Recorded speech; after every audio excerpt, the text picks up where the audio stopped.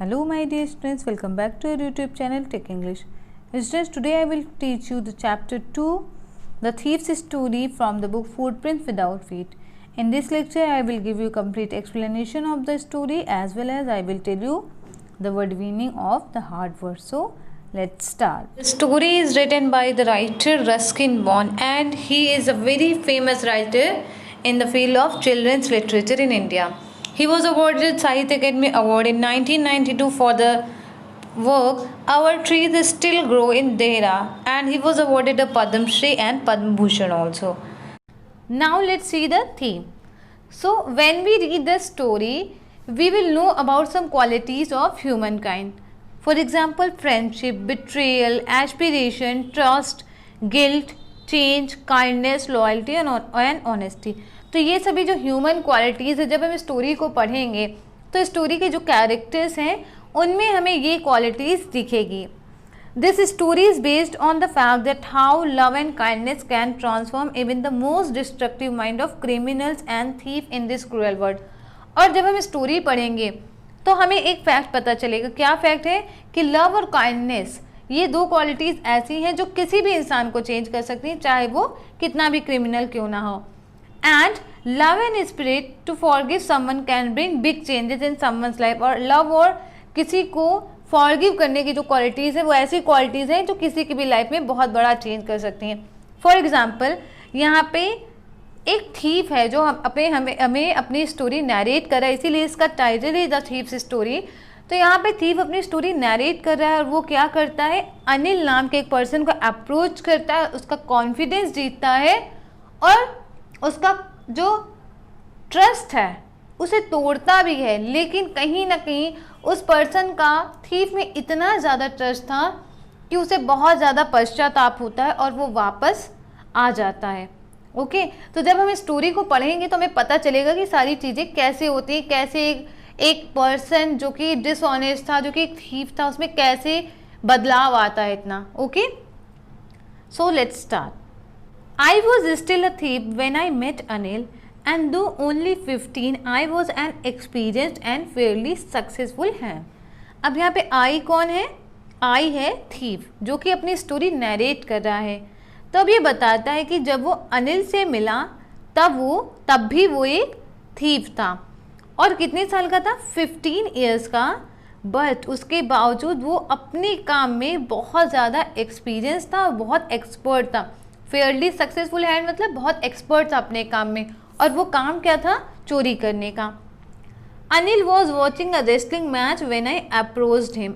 अब थीफ बता रहा है कि जब वो अनिल से मिला, जब उसने अनिल को अप्रोच किया, तब अनिल क्या कर रहा था? एक रेसलिंग मैच देख रहा था. अब हमें थीफ अनिल का डिस्क्रिप्शन दे रहा है. He was about 25, a tall, thin, lean fellow, and he looked easygoing, kind and simple enough for my purpose. तो अब क्या बता रहा है थीफ बता रहा है कि जब ये अनिल को अप्रोच कर रहा था तो उस समय क्या कर रहा था? वो रेसलिंग मैच देख रहा था. और अनिल के कितने साल का था? 25 ईयर्स का था. टॉल था, लीन था, पतला था पर्सन, एंड वो काफ़ी ईजी गोइंग लग रहा था, बहुत काइंड लग रहा था और बहुत सिंपल लग रहा था. उसको देख के थीफ को ऐसा लगा कि इसके पर्पज़ के लिए बहुत सही पर्सन है. इसका पर्पज़ क्या है? चोरी करने का. तो किसी का कॉन्फिडेंस जीतने के लिए उसको लगा कि बहुत ज़्यादा ये सही पर्सन है, इसका आसानी से कॉन्फिडेंस, आसानी से ट्रस्ट जीत सकता है. I hadn't had much luck of late and though I might be able to get into the young man's confidence. अब क्या कह रहा है? ये थीफ कह रहा है कि मेरा इस समय लक बहुत अच्छा नहीं चल रहा है, मैं जो भी चोरियाँ करता हूँ उसमें मुझे सक्सेस नहीं मिल रही, ऐसा उसका कहने का मतलब है. लेकिन इसके बावजूद जब इसने अनिल को देखा तो इसको क्या लगा कि अनिल का कॉन्फिडेंस ये आसानी से जीत सकता है, ऐसा उसको लगा. You look a bit of a wrestler your self, I said, a little flattery helps in making friends. अब ये क्या कह रहे हैं? अब बात करने के लिए इसको कुछ एक टॉपिक चाहिए था, तो इसे कुछ समझ नहीं आया. तो अब क्या कह रहा है अनिल से कि तुम काफ़ी हद तक एक रेसलर की तरह लगते हो. फ्लैटरी मतलब क्या है? किसी की झूठी प्रशंसा करना. तो अब वो झूठ का ही बोल रहा है ताकि वो अनिल से बात कर सके, उसका कॉन्फिडेंस जीत सके. तो अब क्या कह रहा है? अनिल क्या जवाब देता है? So do you, he replied, which put me off for a moment because at the time I was rather thin. अब थीफ की बात जब सुनता है अनिल, तो क्या कहता है अनिल कि तुम भी उसकी तरह लगते हो, तुम भी एक रेस्लर की तरह लगते हो। लेकिन अनिल की ये बात इसको काफ़ी ऑफेंड करती, काफ़ी हर्ट करती है। क्यों? क्योंकि ये बहुत ज़्यादा थिन था। तो कहीं ना कहीं अब देखिए, ये इसको कह रहा है कि रेस्लर की तरह तुम लगते हो, जबकि अनिल काफ़ी थिन था, अनिल काफ़ी लीन था। लेकिन जब अनिल ने यही बात इसको कही तो इसको काफ़ी बुरा लगा। अब इसने तो खुद ही कहा है कि a little flattery helps in making friends, की थोड़ी सी फ्लैटरी कर दो किसी को तो दोस्त बनाने में आसानी रहती। Well, I said modestly, I do wrestle a bit. What is your name? Hari Singh, I lied. I took a new name every month that kept me ahead of the police and my former employers. अब जब अनिल इसे बोलता है कि तुम भी काफ़ी हद तक एक रेस्लर की तरह लगते हो, तो इसे काफ़ी हर्ट होता है। लेकिन फिर ये क्या कहता है? मॉडेस्टली, मतलब बहुत पोलाइटली बोलता है कि हाँ, मैं कभी कभी रेसलिंग कर लेता हूँ। अब अनिल जब इसका नाम पूछता है तो ये क्या बताता है? हरी सिंह। और ये झूठा नाम है, सच नाम नहीं बताता है, ये सच नहीं बोलता है। क्या कहता है ये कि मैं हर महीने एक नया नाम बदल लेता हूँ। वजह क्या है उसकी? कि जिसकी वजह से वो अपने आपको पुलिस से और फॉर्मर जो एम्प्लॉयर्स जिसके साथ इसने काम किया था उनसे ये बचता है। क्योंकि अगर नाम चेंज कर लेगा तो इसकी जो आइडेंटिटी है वो रिवील नहीं हो पाएगी। अगर जिसको पुलिस को नाम पता चलेगा इसका तो क्या नाम पता चलेगा? जो कि पुराना नाम है। ओके, तो इस वजह से ये हर महीने अपना नाम बदलता रहता है। After this introduction, Anil talked about the well-oiled wrestlers who were grunting, lifting and throwing each other about. अब क्या बता रहा है थीफ कि इस इंट्रोडक्शन के बाद अनिल भी उससे बात करने में थोड़ा इंटरेस्टेड हो गया और उससे किस बारे में बात करने लगा? जो कि रेस्लर थे, जिन्होंने अपने आप को काफ़ी अच्छे से ऑयल लगाया था और वो ग्रंट कर रहे थे। ग्रंट करना क्या होता है? जब फाइट होती है तो जब ये रेस्लर फाइट कर रहे थे तो ग्रंट कर रहे थे, एक दूसरे को पटक रहे थे, उसकी वजह से उनके मुंह से आवाज़ आ रही थी। ओके, लिफ्ट कर रहे थे, एक दूसरे को उठा रहे थे। ओके, और थ्रो कर रहे थे। I didn't have much to say. तो अब हरी सिंह बताता है, थीफ बताता है कि मेरे पास ज़्यादा कुछ कहने को नहीं था। Anil walked away, I followed casually. अब अनिल चला जाता है। ओके, आई फॉलोड कैजुअली मतलब बहुत कंफर्ट के साथ, बिना किसी हिचक के, बिना किसी हेजिटेशन के ये भी उसको फॉलो करने लगता है। Hello again, he said. अब ये जब जाने लगता है अनिल तो ये इसको फॉलो करता है और भी क्या बोलता है? Hello. I gave him my most appealing smile, I want to work for you, I said. अब जैसे ही अनिल इसे पीछे मुड़ के देखता है तो ये एक बहुत अपीलिंग सी, बहुत अट्रैक्टिव से स्माइल देते हुए बोलता है। क्या कहता है? कि मैं तुम्हारे लिए काम करना चाहता हूँ। But I can't pay you. Anil क्या कहता है कि बट मेरे पास तुम्हें देने के लिए पैसे नहीं है, मैं तुम्हें पे नहीं कर सकता। I thought that over for a while, perhaps I had misjudged my man. अब जैसे ही थीफ ने अनिल की बात सुनी कि ये इसे पे नहीं कर सकता तो ये थोड़ी देर के लिए सोचने लगता है। ये सोचता है कि शायद इसको जज करने में मैंने कोई गलती कर ली, शायद मैंने गलत आदमी को चुन लिया है। I asked, can you feed me. अब कुछ देर सोचने के बाद ये क्या बोलता है फिर कि क्या तुम मुझे खाना खिला सकते हो? फीड मतलब खाना खिलाना। तो अनिल क्या बोलता है? कैन यू कुक, क्या तुम कुकिंग कर सकते हो? I can cook, I light again. तो अब हरी सिंह दोबारा झूठ बोल देता है कि हाँ मुझे खाना बनाना आता है, जबकि इसे खाना बनाना नहीं आता है। If you can cook then maybe I can feed you. तो क्या कहता है अनिल? अगर तुम कुकिंग करना जानते हो तो हो सकता है कि मैं भी तुम्हें खाना खिला सकूं, मैं तुम्हारे लिए खाना अरेंज कर सकूं। Now Anil took the thief to his room. अब अनिल थीफ को रूम में ले जाता है और उसका रूम कहाँ था? एक स्वीट शॉप के ऊपर था। और अब अनिल क्या कहता है थीफ से कि वो बालकनी में सो सकता है।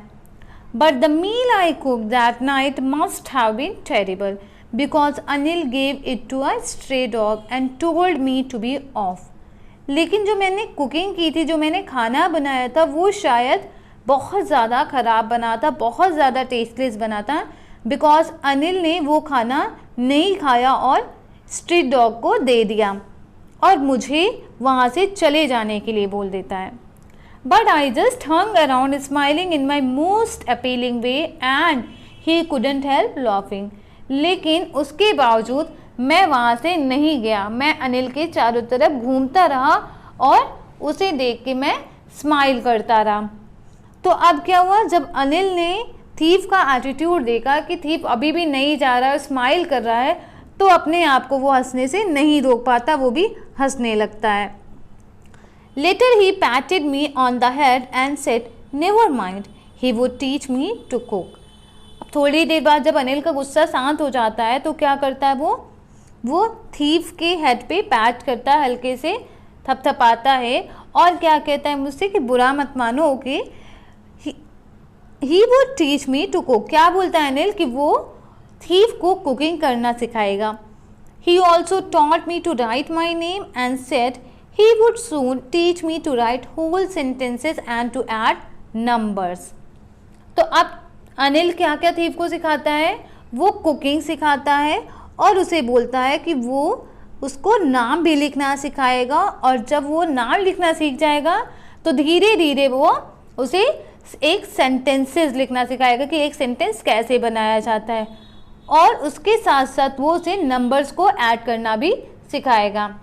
तो जब थीफ ये बात सुनता है, जब उसे अनिल का एक पॉजिटिव अप्रोच मिलता है, पॉजिटिव एटीट्यूड उसे नज़र आता है, तो वो काफ़ी ज़्यादा थैंकफुल फील करता है कि वो एक थीफ है लेकिन उसके बावजूद अनिल ने उसे एक फैमिली मेम्बर की तरह रेस्पेक्ट किया, एक फैमिली मेम्बर की तरह उसको प्यार दिया। I knew that once I could write like an educated man, there would be no limit to what I could achieve. तो अब थीफ क्या सोचता है, जब इसने देखा अनिल का एटीट्यूड कि अनिल इसे लिखना सिखाएगा, पढ़ना सिखाएगा, तो अब थीफ सोचता है कि अगर एक बार ये लिखना पढ़ना सीख जाए एक एजुकेटेड मैन की तरह तो क्या होगा, उसके बाद ये कुछ भी अचीव कर सकता है, उसकी कोई लिमिट नहीं होगी। अब यहाँ पे अचीव करने का मतलब मनी से है कि ये जब ज़्यादा एजुकेटेड हो जाएगा, ज़्यादा इंटेलेक्चुअल हो जाएगा तो ये ज़्यादा अच्छे से थेफ्ट कर पाएगा, ये अपने काम को ज़्यादा परफेक्टली कर पाएगा। It was quite pleasant working for Anil. तो थीफ अपना एक्सपीरियंस शेयर करते हुए कहता है कि अनिल के लिए काम करना बहुत अच्छा एक्सपीरियंस था, बहुत अच्छा लग रहा था उसे अनिल के साथ काम करके। I made the tea in the morning and then would take my time buying that day supplying, usually making a profit of about ₹1 a day. अब क्या कहते हैं, इसका क्या काम होता है, ये मॉर्निंग में अनिल के लिए टी बनाता है और उसके बाद ये ग्रॉसरी की जो भी सामान है, जो भी घर का सामान है, ज़रूरी सामान, ये शॉप पे लेने जाता है। तो जब ये जाता है तो हर दिन इसे ₹1 का प्रॉफिट मिलता है। ऐसा क्यों है कि जितने का भी ये ग्रॉसरी का सामान लेता है, जो भी घर में ज़रूरी सामान है, वो जितने का भी परचेज करता है उसका 1+ करके ये अनिल को पूरा हिसाब बताता है। तो इस तरह हर दिन इसे ₹1 मिल जाता है। I think he knew I made a little money this way but he didn't seem to mind. अब थीफ कहता है कि उसे ऐसा लग रहा था कि अनिल को पता है इस बारे में कि थीफ जो है, हरी जो है, वो हर दिन ₹1 एक्स्ट्रा उसे बताता है और ₹1 वो रख लेता है, लेकिन वो इसे माइंड नहीं किया, उसे इस बात का ज़रा भी बुरा नहीं लगा, ऐसा थीफ बताता है। Anil made money by fits and start. Fits and start मतलब बाय इरेगुलर मीन्स, कोई फिक्स्ड एक तरीका नहीं था। तो अनिल जो भी पैसे अर्न करता है, मेड मनी मतलब अर्न मनी, अनिल जो भी पैसे अर्न करता है उसका कोई एक फिक्स सोर्स नहीं था, इरेगुलर इनकम थी, कभी आती है कभी नहीं आती है। और उसका क्या तरीका था, he would borrow 1 week and lend the next. जब उसके पास पैसे नहीं होते हैं तो वो किसी से बोरो कर लेता है और जब उसके पास पैसे हो जाते हैं तो हो सकता है वो किसी को लेंड कर दे, किसी को उधार दे दे। He kept worrying about his next check, but as soon as it arrived, he would go out and celebrate. तो जब तक अनिल के पास पैसे नहीं होते वो हमेशा अपने इनकम के बारे में वरी करता रहता है, वरीड रहता है, लेकिन जैसे ही उसे कुछ अमाउंट मिल जाता है वो बहुत खुश हो जाता है, वो बाहर जाता है और सेलिब्रेट करता है। It seems he wrote for magazines.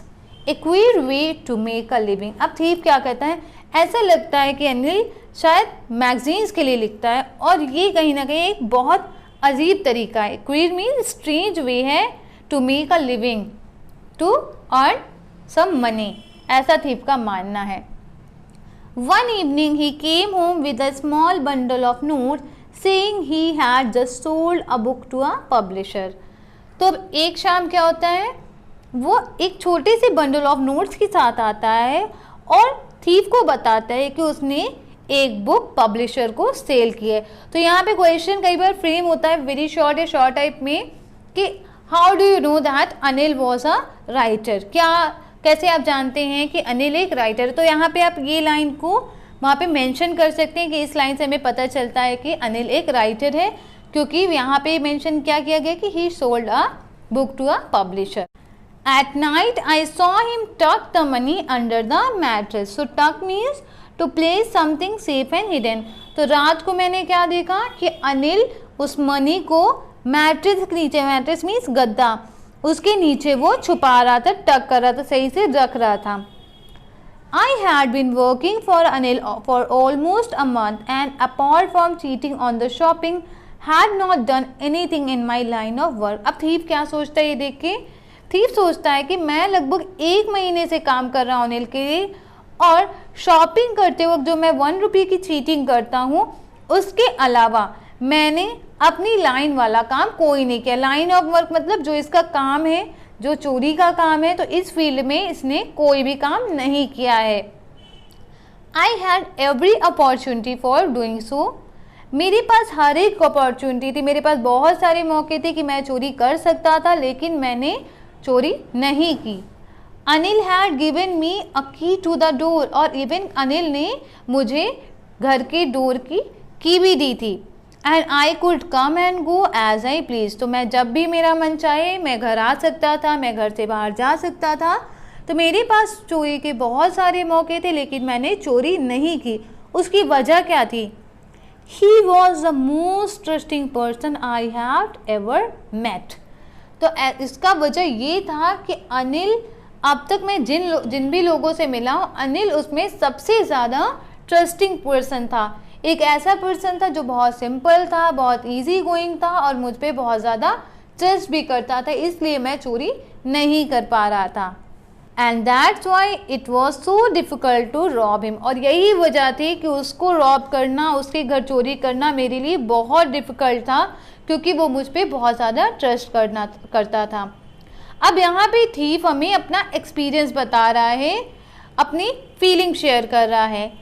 It's easy to rob a greedy man because he can afford to be robbed, but it's difficult to rob a careless man. Sometimes he doesn't even notice he is being robbed, and that takes all the pleasure out of the work। अब thief क्या कह रहा है कि greedy man को rob करना बहुत आसान है, because he can afford to be robbed, क्योंकि वो afford कर सकता है।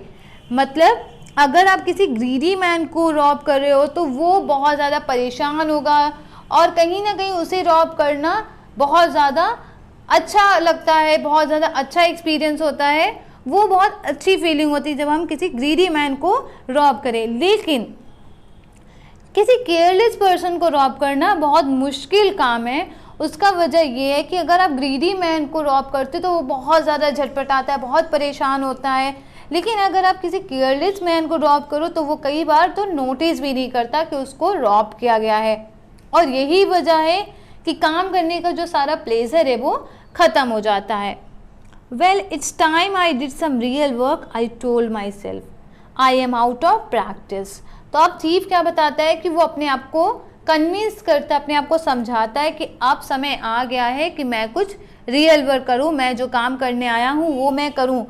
आई एम आउट ऑफ प्रैक्टिस, मैं अपने जो प्रैक्टिस से बाहर आ गया, मेरा जो काम है मैं उसमें प्रैक्टिस नहीं कर पा रहा हूँ, मैं उसमें एक्सपर्ट नहीं रह रहा हूँ, क्योंकि मैं काफ़ी समय से चोरी नहीं कर रहा हूँ। And if I don't take the money he will only waste it on his friends. और ये देखिए अपने आप को लॉजिक दे रहा है। क्या लॉजिक दे रहा है कि अगर मैंने वो मनी नहीं लिया तो कहीं ना कहीं अनिल तो उसे अपने फ्रेंड्स के साथ वेस्ट कर देगा। After all he doesn't even पे मी। और तो और वो तो मुझे पेमेंट भी नहीं देता। तो कहीं ना कहीं उसका पैसा चुराना बहुत लॉजिकल है, क्योंकि ना तो वो मुझे पेमेंट देता है और अगर मैं नहीं भी लूँगा तो अपने फ्रेंड्स के साथ वो एंजॉय करके पैसे सारे खर्च कर देगा। Anil was asleep. A beam of moonlight stepped over the balcony and fell on the bed. तो उस समय अनिल सो रहा था और मूनलाइट जो है वो बालकनी से होके बेड पे आ रही थी। I sat up on the floor considering the situation. तो जो थीफ है वो फ्लोर पे बैठ जाता है और सारे सिचुएशन को वो कंसीडर करता है, सोचता है। If I took the money I could catch the 10:30 express to Lucknow. तो अब थीफ सोचता है, हरी सोचता है कि अगर मैं मनी ले लेता हूँ तो मैं 10:30 पे एक्सप्रेस लेके और लखनऊ चला जाऊँगा, मतलब बाई ट्रेन वो लखनऊ जाने की सोचता है। Sleeping out of the blanket I crept up to the bed. तो ब्लैंकेट से बाहर निकलते हुए वो धीरे धीरे क्रॉल करते हुए अनिल के बेड की तरफ जाता है। Anil was sleeping peacefully. तो अनिल बहुत पीसफुली सो रहा था, जैसे कि उसको किसी बात की कोई टेंशन नहीं थी। His face was clear and unlined. तो यहाँ पे भी ये सेंटेंस जो है वो भी इस बताता है कि इसके फेस पे भी कोई टेंशन नज़र नहीं आ रही थी, मतलब वो बहुत रिलैक्स होके सो रहा था। Even I had more marks on my face दो माइन वर मोस्टली स्कैर्स। तो अब थीफ अनिल के फेस को देख के सोचता है कि उसके फेस पे तो अनिल से ज़्यादा मार्क्स हैं, अनिल से ज़्यादा लाइंस हैं और उसके फेस पे कई सारे स्कैर्स भी हैं, मतलब चोट के निशान हैं, घाव के निशान हैं। My hand slid under the mattress searching for the notes. तो मैट्रेस मीन्स गद्दा। तो अब क्या थीफ ने किया, उसने अपना हाथ धीरे से मैट्रेस के अंदर डाला और नोट के लिए सर्च करने लगा। When I found them, I drew them out without a sound। और जैसे ही उसका हाथ नोट पे लगा उसने बिना किसी आवाज़ के नोट को बाहर निकाल लिया, as you can see in the picture. Anil sighed in his sleep and turned on his side। तो जैसे ही वो नोट को निकाल रहा था अनिल ने करवट बदली और उसके मुँह से थोड़ी आवाज़ आई, जैसे कि लोग नींद में नहीं बोलते हैं, just like that. I was startled and quickly crawled out of the room. तो जैसे ही अनिल ने इसकी तरफ मुँह किया ये बिल्कुल चौंक गया, बहुत चक्का रह गया। इसे लगा कि अनिल कहीं इसे देख ना ले और इसकी चोरी पकड़ी ना जाए, तो ये चुपचाप रूम से बाहर निकल गया। When I was on the road, I began to run। तो जैसे ही मैं रोड पे पहुंचा मैं भागने लगा। I had the notes at my waist, held there by the string of my pajamas। तो थीफ ने क्या किया, नोट को अपनी वेस्ट के पास अपने पैजामे के स्ट्रिंग से बांध लिया था ताकि नोट गिरे ना और ये नोट को लेके जा सके। I slowed down to a walk and counted the notes. तो जैसे ही इसे लगा कि अब रोड में थोड़ा सेफ प्लेस पे आ गया, इसे अनिल अब नहीं पकड़ सकता, तो इसने अपनी वॉकिंग स्पीड स्लो करी और नोट्स को काउंट करने लगा। तो कितना रुपीज़ था, 600 रुपीज़ इन 50s में 600 रुपीज़ थे, 50-50 के नोट थे। I could live like an oil rich Arab for a week और 2।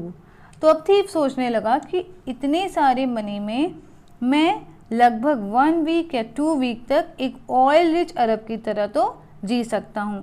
तो यहाँ पे ऑयल रिच अरब जो है वो सिग्निफाई कर रहा है कि वो बहुत आराम से जी सकता है, बहुत खर्च करके जी सकता है। When I reached the station, I didn't stop at the ticket office। I had never bought a ticket in my life। तो जब मैं स्टेशन में पहुंचा मैं टिकट ऑफिस पे नहीं रुका। अतीफ कहता है कि मैंने तो कभी अपनी लाइफ में टिकट परचेज ही नहीं किया, बाय ही नहीं किया।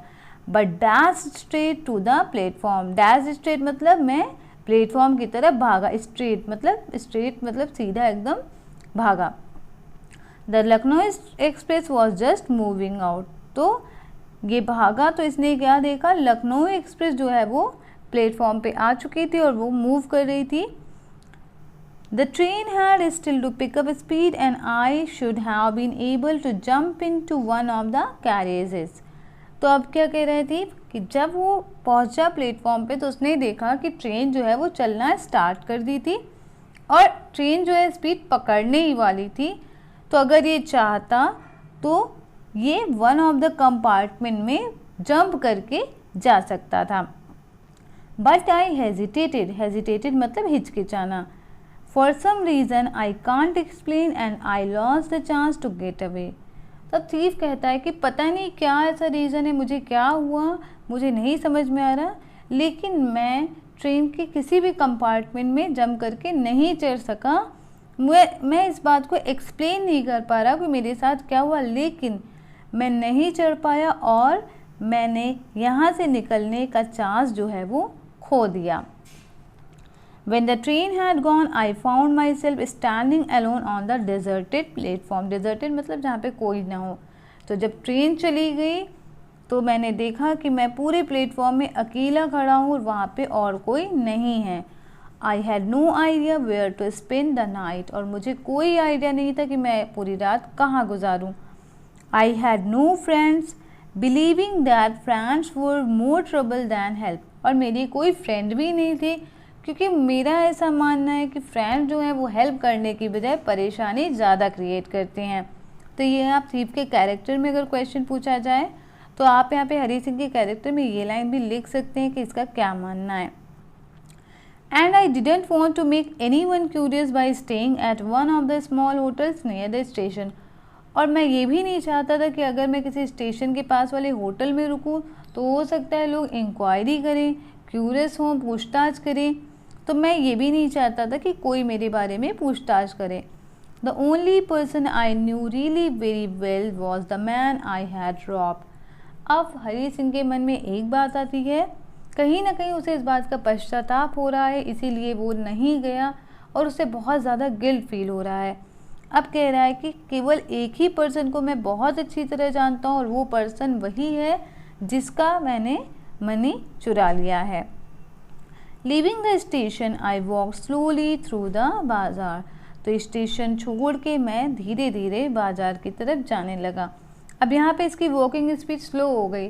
जब ये पैसे लेके आ रहा था तो ये बहुत तेज़ी से भाग रहा था। तो कहीं ना कहीं ये भी दिखा रहा है कि उस समय जब ये आया था तब ये बहुत एक्साइटेड था, बहुत खुश था, लेकिन इसे धीरे धीरे इस बात का फील होने लगता है कि इसने जो किया गलत किया और इसे कहीं ना कहीं गिल्ट है।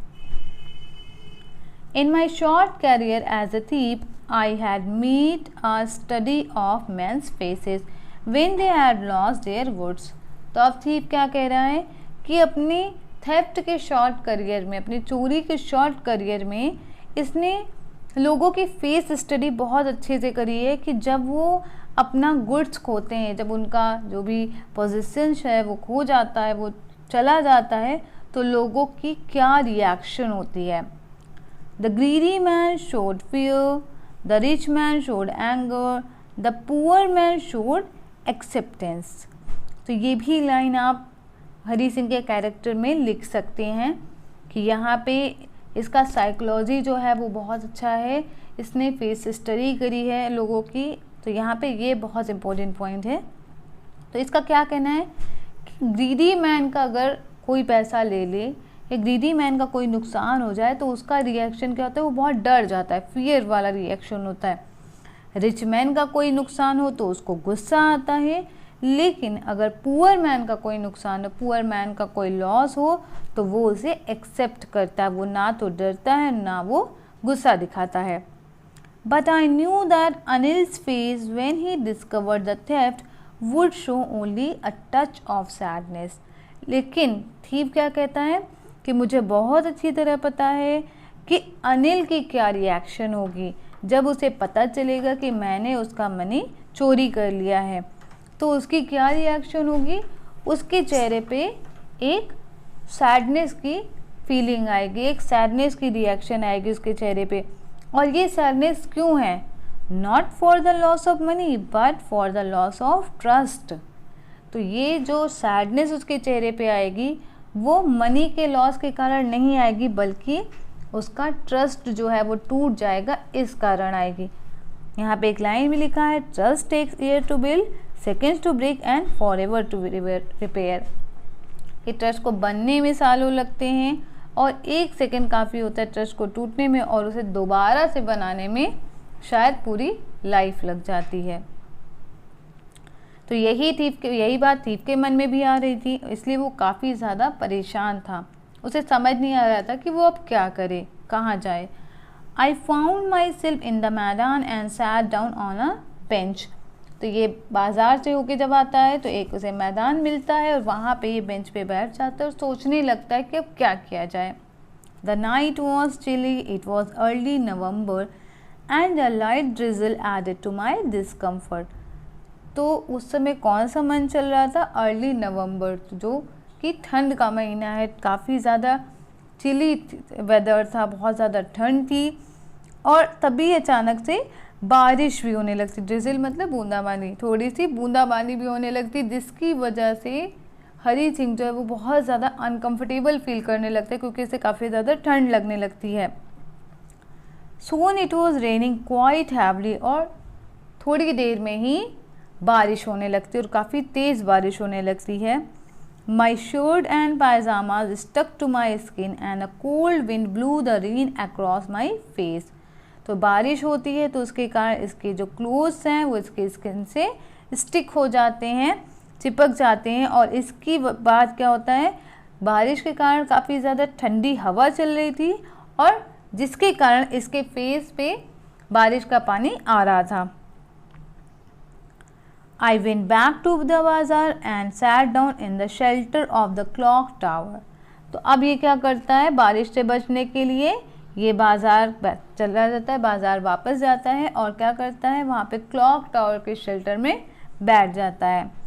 तो क्लॉक टावर मतलब जैसे कि घंटा घर जो होता है उसे आप समझ सकते हैं। The clock showed midnight. तो क्लॉक का टाइम क्या था, क्लॉक में टाइम क्या दिखा रहा था, मिडनाइट, मतलब रात के 12 बजे हैं। I felt for the notes and they were damp for the rain. तो इसने क्या किया, इसने नोट को चेक किया तो इसने देखा कि नोट जो है वो पूरी तरह से पानी से भीग गए थे। डैम्प मतलब भीग गए थे।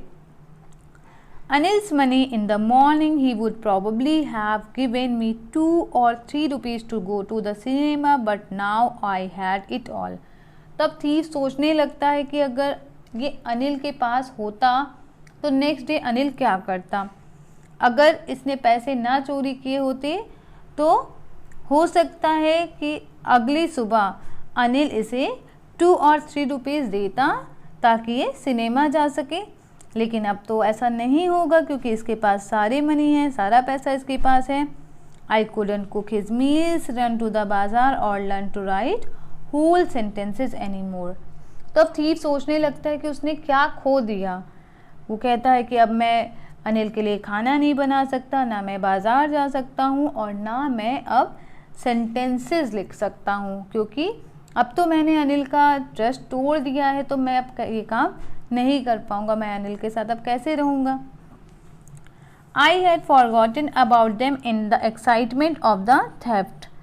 तो अब थीफ को ये रियलाइज़ होता है कि थेफ्ट के एक्साइटमेंट में, चोरी करने के एक्साइटमेंट में, ये जो क्वालिटी टाइम अनिल के साथ बिताया था इसको ये पूरी तरह से भूल गया था। लेकिन अब इसे सारा एक एक पल जो है वो याद आ रहा था। Whole sentences I knew could one day bring me more than a few 100 rupees. अब इसे एहसास होता है कि अगर सेंटेंसेस लिखना सीखता मतलब अगर पढ़ना लिखना सीखता तो एक दिन इसे बहुत सारा मनी मिल जाता। ऐसा नहीं है कि इतने से पैसे में इसकी सारी ज़िंदगी बीत जाएगी, ये तो टेम्परेरी है, लेकिन अगर ये पढ़ना सीख जाएगा तो ये काफ़ी सक्सेस हो सकता है। It was a simple matter to steal and sometimes just as simple to be caught. तो अब ये अपना एक रिएक्शन बताता, अपना एक थिंकिंग बताता है कि बहुत सिंपल है चोरी करना और बहुत सिंपल है पकड़ा जाना, ये तो बहुत आसान है। But to be a really big man, a clever and respected man was something else. लेकिन एक बड़ा इंसान बनना, एक रेस्पेक्टेड इंसान बनना, एक क्लेवर इंसान बनना बहुत बड़ा टास्क है। इसका कहना है कि चोरी करना और चोरी करके पकड़ा जाना ये तो होता ही रहता है, ये तो बहुत आसान चीज़ें हैं, लेकिन एक बड़ा इंसान, एक रेस्पेक्टेड वेल एजुकेटेड पर्सन बनना एक बहुत बड़ा टास्क है। I should go back to Anil, I told myself, if only to read 2 if only to learn to read and write. तो अब ये क्या सोचता है, ये सोचता है कि मुझे अनिल के पास वापस जाना चाहिए। ये अपने आप से कहता है, अपने आप को कंसोल करता है, समझाता है कि मुझे अनिल के पास वापस जाना चाहिए अगर मैं पढ़ना लिखना सीखना चाहता हूँ। I hurried back to the room feeling very nervous, for it is much easier to steal something than to return it undetected। तो अब ये क्या कहता है, अब ये अनिल के रूम में जब जाता है तो बहुत ज़्यादा नर्वस फील करता है, जल्दी से भागते हुए जाता है। लेकिन ये अपनी बात कहता है कि चोरी करना बहुत आसान है और उससे ज़्यादा डिफ़िकल्ट टास्क वो है कि जब हम चोरी किए हुए सामान को वापस रखते हैं और वो भी बिना किसी की जानकारी में आए। चुपचाप चोरी करना बहुत आसान है, लेकिन उसी पैसे को वापस रखना बहुत मुश्किल है। I opened the door quietly, then stood in the doorway in clouded moonlight। तो अब ये क्या कहता है कि मैंने चुपचाप दरवाज़ा खोला और मैं दरवाजे के पास खड़ा हो गया, डोर के पास खड़ा हो गया इन क्लाउडेड मूनलाइट। तो वहाँ पे मूनलाइट आ रही थी, मैंने आपको पहले भी बताया था कि वहाँ बालकनी से बेड पे मूनलाइट आ रही थी। तो ये डोर के पास खड़ा हो जाता है और रोशनी थोड़ी सी आ रही थी। Anil was still asleep. I crept to the head of the bed and my hand came up with the notes। तो जब ये वापस आता है, उस समय भी अनिल सो रहा था, तो ये चुपचाप बेड के हेड के पास आता है और अपने हाथों से ये नोट निकालता है। I felt his breath on my hand। तो जब ये पैसे रखने की कोशिश करता है तो इसे अनिल की ब्रेथ फील होती है, क्योंकि अनिल का फेस इसी की साइड था। I remained still for a minute। still मतलब एकदम शांत। तो ये क्या कहता है कि मैं 1 मिनट तक एकदम शांत खड़ा था, ताकि अगर मैं कोई हलचल करूं तो उसको पता चल जाएगा, इसलिए ये एकदम शांत था ताकि अनिल को कोई बात पता ना चले। Then my hand found the edge of the mattress। edge मतलब किनारा। तब इसे मैट्रेस का किनारा मिल गया, मतलब इसने चुपचाप क्योंकि रखने की कोशिश करी। And slipped under it with the note. तो धीरे धीरे इसने चुपचाप नोट को मैट्रेस के नीचे, मैट्रेस के किनारे पे अंदर रखने की कोशिश करी और वहाँ पे चुपचाप इसने नोट रख दिए। I awoke late next morning to find that Anil had already made the tea. तो ये क्योंकि रात को काफ़ी देर से सोया था और इसको उठने में टाइम लग गया, लेट हो गई इसे उठने में, और तब तक अनिल अपनी चाय बना चुका था। जैसा कि मैंने आपको बताया, इसका रेगुलर रूटीन यही था, सबसे पहले वो चाय बना के अनिल को देता था। लेकिन ये लेट सोया था, लेट जगा था, इसके कारण अनिल ने खुद ही चाय बना ली थी। He stretch out his hand towards me. तो जैसे ही उठा तो इसने क्या देखा, अनिल चाय पी रहा है और इसके उठते ही अनिल ने अपना हाथ उसकी तरफ बढ़ाते हुए कुछ दिया। क्या दिया? There was a 50 rupee note between his finger. तो उसके हाथों में 50 रुपीज़ का नोट था।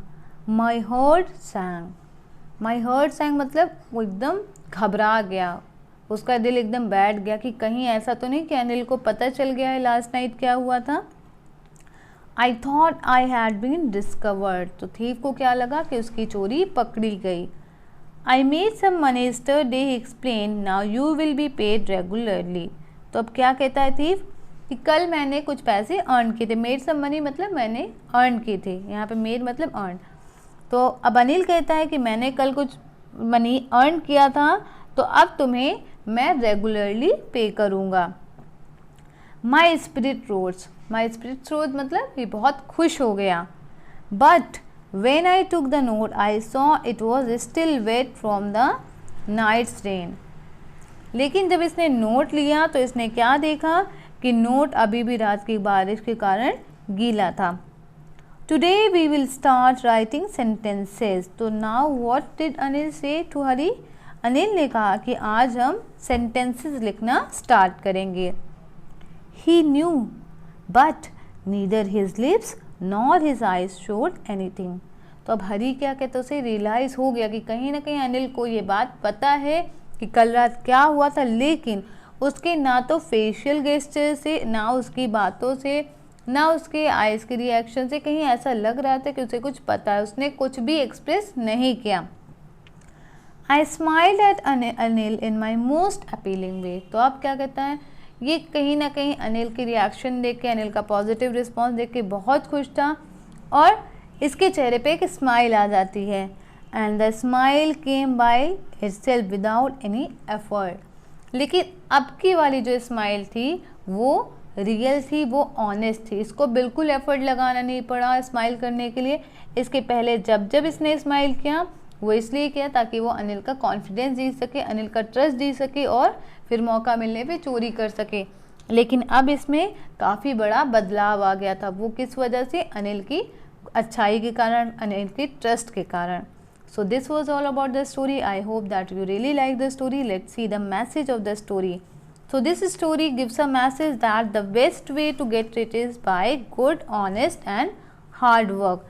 After this story, I am sure that you also have the same thinking that you may be wealthy through being dishonest, but you will not be really happy. कि आप dishonest अगर होंगे, थोड़ा सा लालच करेंगे तो हो सकता है कि आप वेल्दी हो जाएं, लेकिन आप चीटिंग करके कभी आपको खुशी नहीं मिल सकती, आप कभी खुश नहीं हो सकते। जैसा कि हरी के साथ हुआ था, उसने चीटिंग करी, उसने अनिल का ट्रस्ट जीता और उसने पैसे भी लिए, लेकिन उसको वो खुशी नहीं मिली और फाइनली वो वापस आता है, अपनी गलती को सुधारता है। So I hope that video was very helpful for you. If you like the video, please hit the like button. Those who are new viewer, please subscribe the channel and share with your friends. Thank you all.